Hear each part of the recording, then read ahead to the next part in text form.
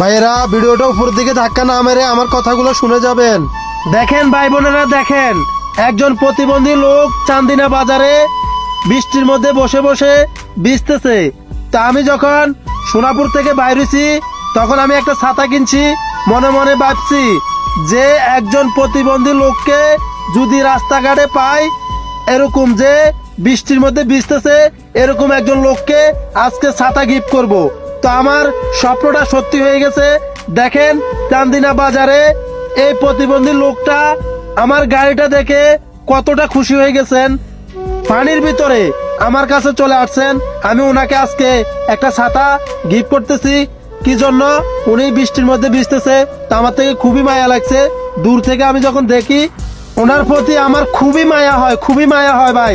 দেখেন ওনার পা নাই, তা আমি ওনাকে 100 টাকা দিলাম, একটা ছাতা দিলাম। আর এই বাচ্চাকে ডাকি, বলতেছি বাবু এদিকে আসো, ওনার জন্য একটা পানি নিয়ে যাও। তো উনি ছাতাটা পেয়ে, পানিটা পেয়ে, টাকাটা পেয়ে কতটা খুশি হয়েছে দেখেন, কতটা খুশি হয়েছে দেখেন ভাই।